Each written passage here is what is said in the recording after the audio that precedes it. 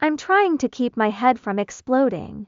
My brother and mother have been in my ears, trying to guilt me into coughing up money for an attorney. Why? To save my brother from the consequences of being an utterly lazy and arrogant dumbass. Here's the deal. My brother's ex-girlfriend, Melinda, who he lived with for nearly a decade out of their 12-year relationship, is about to walk away with a huge payout. He claims she scammed him into signing documents that made her a partial owner of his house. But the truth is far more ridiculous. When my brother bought that house, he was totally house poor, having blown most of his inheritance and savings on the down payment. The place was basically empty until Melinda moved in. She paid for the furniture and was splitting utilities and paying him rent on top of it. She was the one footing the bills and doing the work, which should have been my first clue that something was wrong.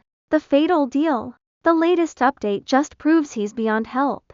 The documents, by the way, weren't signed in some back alley. They were signed in the presence of a notary public who asked my brother point blank if he understood what he was signing. He looked her in the eyes and said yes. The real absurdity started when the house needed repairs. My brother, being the lazy person he is, didn't want to be bothered. He dumped the task of finding a reputable company entirely on Melinda. She came back with an offer from Company a small but highly respected business, that offered a significant seasonal discount for new owners or first-time customers. That's where the scam was supposedly hatched. Melinda told my brother that to get both discounts, they would pretend she had recently become a partial owner. The punchline. Melinda then told him that she would draft fake documents which she claimed a notary friend was in on that he would sign just to convince Company A they were entitled to the discount. So, where did the signing happen?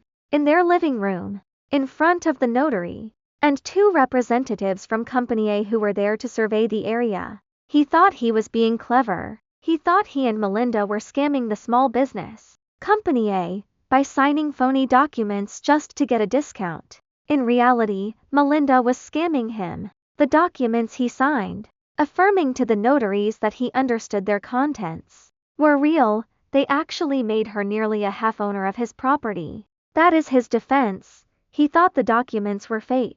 I honestly wouldn't blame anyone for thinking this whole story is made up.